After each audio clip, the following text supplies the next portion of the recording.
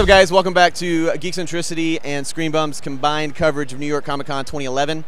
We are here with Eddie McClintock of, most recently, Warehouse 13. Indeed. In case you haven't picked up on that. So we're going to be hanging out, asking some questions, and seeing what's up with him. I have to put a sign up because people are like, "Ah, man, you're that guy from Angel." I'm like, no, read the sign, asshole. That's right. Freaking remember. You can say asshole. Thank you. That's right. No problem. Good. So Eddie, how did you get started acting? That's a big question. I basically had gotten fired from every other job that I had. I moved to LA to be an insurance broker for my uncle. Nice. And he fired me after 7 months. I collected unemployment for a while and threw the frisbee on the beach in LA. I'm from Ohio, so like I moved to LA to sell insurance and then got fired. And then I became a PA. I was a production assistant for 3 years, and I was doing a Pringles commercial, and it was like these kids eating Pringles and having fun on the beach.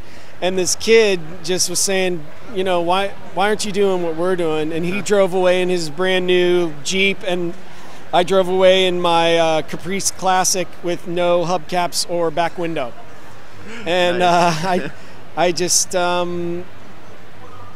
know, I always loved film and TV, and so I just said, you know what, I got nothing to lose. So I got in class and started taking a lot of class. So. Cool. Not that I have any class, I just took a lot of class. Well, you can take and use it all up. It's fine. Right, It's all right. right. It's not a big deal. That's right. So you've been most recently working on Warehouse 13. You guys are on what season now? Is it 4? We just got picked up for season 4. Just got picked up for season Yeah, 4. Okay. yeah. So tell everybody in case they don't know. Actually, let's do this. If you don't know what Warehouse 13 is, go ahead.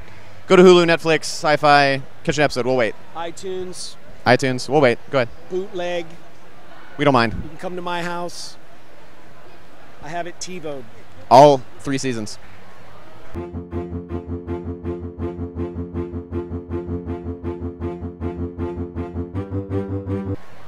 Okay, you back? Good? All right, beautiful. Excellent. All right, so now that you know, it's good, right? This guy, he's got some talent. So tell everybody a little bit about Warehouse 13. What makes it unique as far as, among all the other kind of sci-fi shows that are out there, and meaning science fiction as well as the station, obviously, SyFy? Well, when the network SyFy decided to change its name to the much ridiculed SyFy, it was determined by them that they wanted to open up the demographic. They wanted to make the network friendly to not just sci-fi fans, but to, because now that there's 150 channels to watch, you need more people watching. So they used our show as kind of the calling card for the more friendlier, more accessible audience. And I think what makes the show great is that everybody can watch it. We have a plus 50% female viewership, which is the most watched. It's due to your chin, probably, right? Right, yes. $5 grand, five big ones, wow. 5 big ones, and we have strong female characters, and it's funny, and I think it's clever, and it can be very heartfelt and serious, and it's a family show about these, this basically land of misfit toys called the Warehouse Crew, and it's just it's a lot of fun. So speaking of your cast that you are on the show with, you guys seem, at least from the viewer's perspective, to have a really great dynamic in between each of you guys. And I've seen some of the extras that Hulu will throw up or whatever the case may be. Sure. And you guys seem to be joking around on set a lot. Yeah. How is the dynamic in reality between you guys? And then, of course, last season you guys just had a new cast member added in. Yeah. How did that affect that long-standing relationship you guys already had? When you work with someone for 15 hours a day, 5 days a week for 6 months under extraordinary circumstances like that, you either grow to love them or hate them. And we've been very lucky. I mean, look, we're like a family, truly. So sometimes you may not always like your family members, but you love them no matter what. And that's kind of what we've become. And I think that shows when you watch. It shows that we're just comfortable with one another, and you know, I bug the shit out of Joanne sometimes, and but she loves me, and we just have a great thing going. So that's cool. Now, your character that you play on the show is a recovering alcoholic.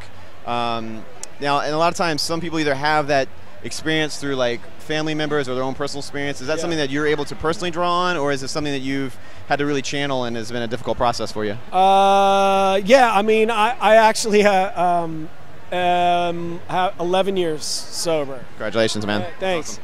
Which is why I don't drink, you know, coffee. I just don't. Just so you know, I brought coffee, and he was like, that's the thing. Most nah, thanks. people that are sober, man, they just like, drink coffee. That makes total sense to me now, yeah. But you know, I have like flashbacks because the caffeine just zaps my brain.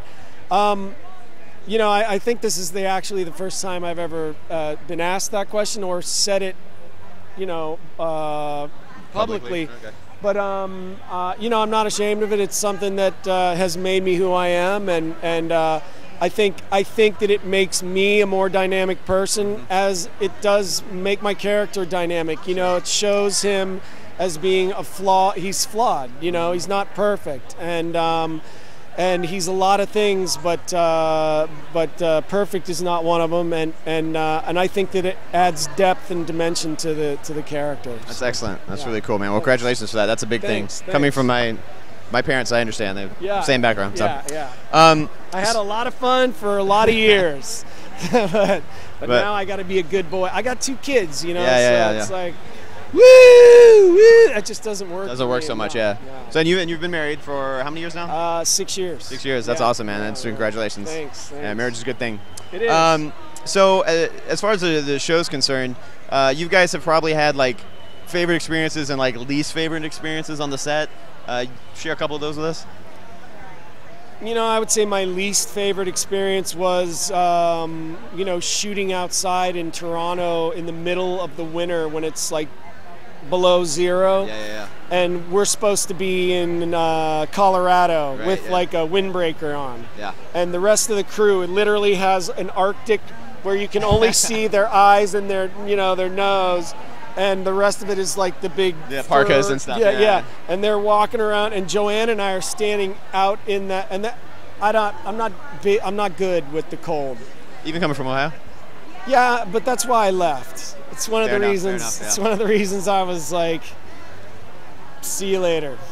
But and my favorite experience. You know, I have a lot of them. Every time a new guest star comes on the show, like when Kate Mulgrew showed up, or, you know, Lindsay Wagner, just that kind of stuff. It's just like, I have to go, are you sure? Are you sure I'm the one that's supposed to be here right now? Right. Because, like I said, I was an insurance salesman. Yeah. I grew up wrestling and playing football in Ohio, and just was never that guy. But I'm glad that I've been lucky, and I've worked my ass off to get here. So cool, man. That's excellent. Thanks. So, as far as and again, in terms of the show itself, what do you guys have in the future plan for Warehouse 13? And then what are you yourself kind of got in the works? You know, maybe anything outside of it, or what else? In regards to Warehouse 13, I don't really know, and I don't ask. I mean, I really like to find out as we go, just kind of like as the viewer does. It helps me, I think, as an actor, to be able to experience that stuff as we go along. Right, sure.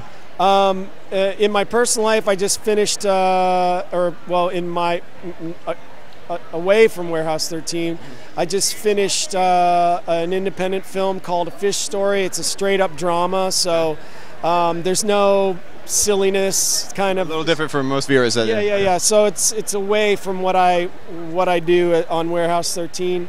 I have a website, www.eddiemcclintock.com. I was an art major in college, nice. And so a lot of my damaged illustrations are the inner workings of my damaged mind. So I have stuff there, and you know, I'm traveling around doing these cons and getting to meet you guys, and it's just a blast, man. I'm truly, I say it as a joke, but I'm living the dream, man, for real. That's awesome, bro. So last question, and then I'll let you get back The zombie apocalypse my hits. line. You got to pan over to my line. And Jewel State's line. And Eddie McClintock. Yeah, where is she anyway? She's like taking a break. She's on a 50. Come on over, you people. So the zombie apocalypse hits. Yeah. You're stuck underground. Yes. You can take 3 things or people with you. Yeah. We'll give you your family as a disclaimer. Okay, We'll give your family as a disclaimer. All right. Assuming they made it. They run fast. They're fast runners. All right. What would you take? Or who would they be? I would take soap. Ooh, that's one I haven't heard before. Good thinking. A quick change of underwear. Boxer briefs. Okay, so a quick change would be what, like the Velcro rip away or what? Yeah, the Velcro. Thank you. Well played. Thanks, played. And 14 yards of 2x4 latex. Any particular reason for the latex? Just to have it, just in case. I can't talk about that. Oh, okay. I see. I got you. I'm with you. Thing with my wife. Oh, I don't know. Hush, hush. Hush, hush. Yeah. That's fine. Okay, we'll make sure to edit that part out. That's fine. And the people that I would take, I'd take my dad. Oh, good call. Does my dad get to go? Sure, yeah.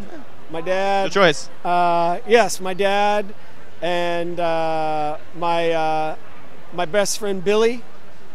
And you know what? I would take someone, a random person. Just somebody random, like you over there. Come on, let's go. Because I would say, Get in hey, the car. you deserve to be saved too. We're going down to the basement. That's cool. That's right. We're going down. Hey-o. To the basement. Well, guys, thanks so much for hanging out. We'll see you on the flip side. Eddie, thanks so much, dude. I appreciate your time. Thank you, man. We'll talk soon. It's a pleasure. Take care, guys.